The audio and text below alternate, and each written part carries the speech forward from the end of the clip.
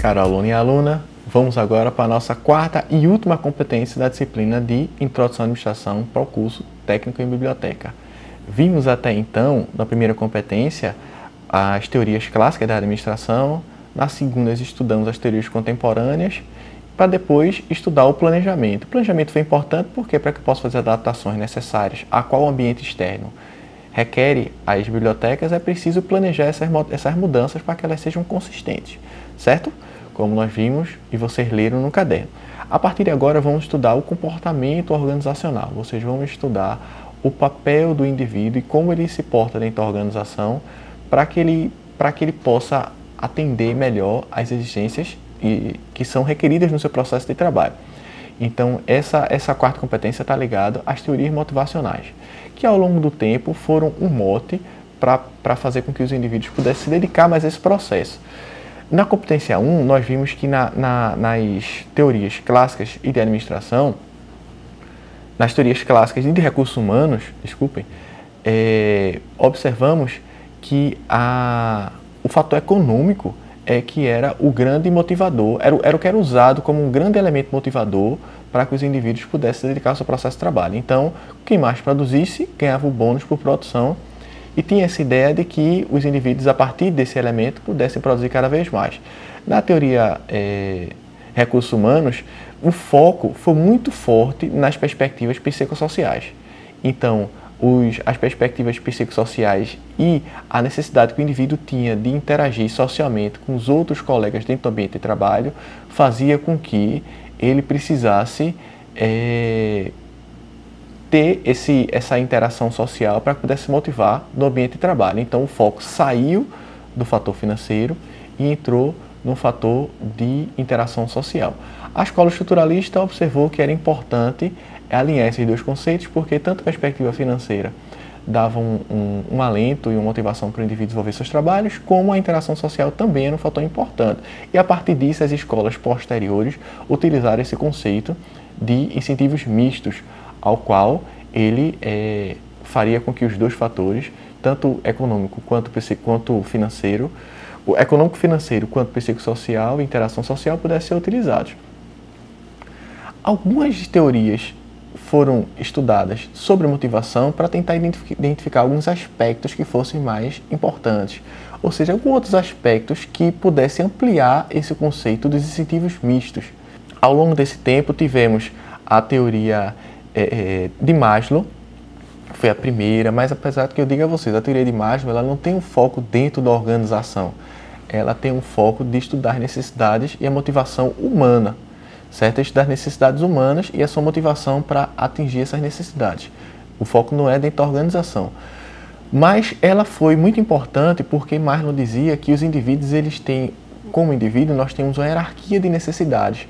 E para que eu possa atingir uma necessidade mais elevada, ou seja, uma necessidade de estima, de autoestima, de poder ser reconhecido, antes disso eu tenho necessidades mais básicas que vão motivar a minha ação para aquilo que eu pretendo desenvolver. Então, é preciso que o indivíduo ele supra as suas necessidades mais básicas para que ele possa almejar o suprimento das necessidades mais elevadas. O indivíduo ele não vai ter motivos para agir para necessidades mais elevadas se ele não tiver suas necessidades mais básicas supridas. Vimos também, como vocês podem ter lido no caderno, que ao longo desse tempo, teve um outro estudioso que era Douglas McGregor, que ele falava da influência da liderança nesse processo motivacional. Ou seja, que o líder também influencia o indivíduo para que ele possa se sentir motivado ou não no processo de trabalho. A maneira como o líder enxerga o indivíduo, se o líder enxerga o indivíduo como um ser mais preguiçoso, como um ser que precisa mais de um apoio, ou um ser que precisa ser mais cobrado dentro do processo de trabalho, se o indivíduo ele tiver esse perfil de realmente ser mais cobrado para desenvolver seu trabalho, para ele vai ser um elemento motivador, porque ele vai ver como líder aí como uma força. Mas se o indivíduo ele tiver um desenvolvimento diferente e ele for mais autônomo no seu processo, o trabalho de repente for mais criativo, e ele precisar que de fato exercer essa autonomia, ele precisa de um líder que entenda isso, deixa o indivíduo mais livre, discuta mais com o indivíduo, deixa com que ele possa falar mais e expor mais suas opiniões, suas ideias, para que o trabalho possa ser melhor desenvolvido. Então, é importante de que o líder ele entenda melhor qual o seu papel ao longo desse processo, para que ele possa liderar melhor os seus funcionários.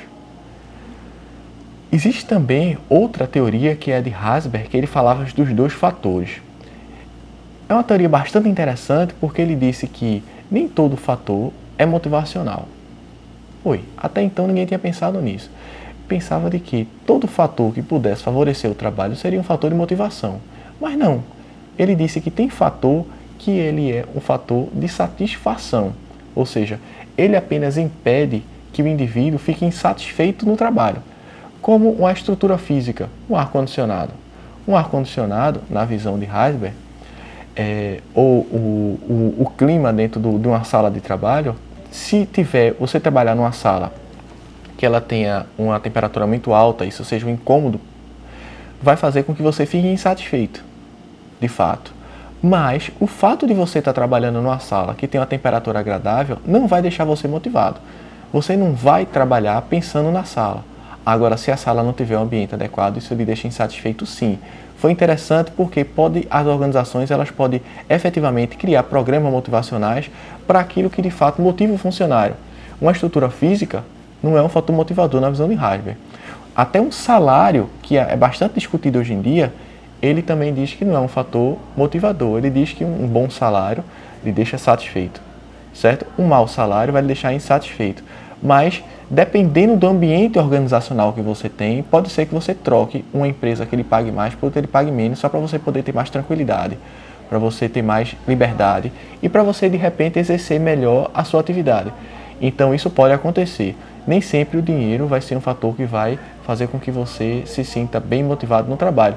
O ambiente organizacional, a interação com os colegas e essa liberdade que você tem para desenvolver seus trabalhos de maneira autônoma, isso sim são fatores motivadores e vão fazer com que você opte ou fique mais motivado em trabalhar nessa empresa ou não. Não esqueçam disso, isso é bastante interessante. Agora, claro que os fatores Herzberg, estudos posteriores a Herzberg dizem, inclusive, que esses fatores, tanto de satisfação quanto motivacionais, eles variam por empresa, por cultura, por país e por tipo de trabalho que está sendo desenvolvido. É importante botar isso em mente. Chris Argyris, que foi um psicólogo organizacional, ele abrangeu também esse conceito. Ele dizia que, além desses fatores motivadores, que a qual expusemos, era importante também que o indivíduo ele pudesse ter autonomia no seu processo. Ele intensificou essa questão da autonomia que foi falado com o fator de motivação por Herzberg. Os indivíduos eles precisam ser observados dentro da organização como seres adultos e como seres maduros que de fato são. Então, se a organização ela tem uma supervisão muito cerrada e ela dificulta que o indivíduo ele possa desenvolver o trabalho da maneira, principalmente quando ele quem desenvolve o trabalho, da maneira que seja mais adequada, vai fazer com que os indivíduos eles se sintam desmotivados no trabalho. Então, os indivíduos precisam opinar, fazer parte e discutir sobre as mudanças que acontecem dentro do processo de trabalho dele. Então, isso tem a questão da autonomia muito forte e a questão de sentir que o indivíduo é maduro o suficiente para que ele possa opinar e identificar como é que o processo de trabalho pode ser modificado para atender melhor às suas necessidades. Porque se eu executo aquela função, se eu executo aquele trabalho, então eu certamente sou uma das pessoas que sou mais gabaritadas para poder falar sobre isso. Então, poder dizer como é que esse trabalho poderia ser feito melhor. Claro que essa discussão ela acontece sempre com a chancela e junto com a liderança, com a chefia. Porque a chefia, a liderança na organização, ela tem que estar a par de todos esses processos e ela tem que validar todos esses processos que acontecem dentro da organização. Mas essa autonomia e essa necessidade que o indivíduo tem de poder expor o seu processo, especialmente dentro do ambiente criativo, ela é muito importante. Então, a liderança ela tem que entender que, especialmente numa organização do modelo orgânico ao qual falamos na competência 3, na competência 2, ela precisa criar esse ambiente para que o indivíduo possa, aqueles trabalhos que são desenvolvidos a partir do intelecto dos indivíduos, como é dentro da biblioteca, para que os indivíduos eles possam ter essa abertura para que eles participem e se sintam de fato parte dessa organização viva que faz parte, o que é uma biblioteca. Então, é importante isso. E o técnico de biblioteca, ele tem que entender que dentro dessas teorias comportamentais, identificar-se da maneira como é que ele pode agir melhor e assim atender melhor às suas necessidades e as necessidades que são requeridas pela biblioteca em relação ao seu trabalho, certo? Agradeço a vocês por ter ficado conosco ao longo dessa disciplina. Não esqueçam de fazer os seus comentários na atividade presencial que está posta no caderno. Continuo à disposição para vocês para tirar todas as dúvidas que precisarem. Pode mandar pelo fórum de dúvidas, pode mandar uma mensagem direta para mim. Espero que vocês tenham aproveitado bastante e desejo a vocês muito sucesso profissional e que esse caminho é só o início de uma trajetória vitoriosa que vocês vão ter daqui para frente.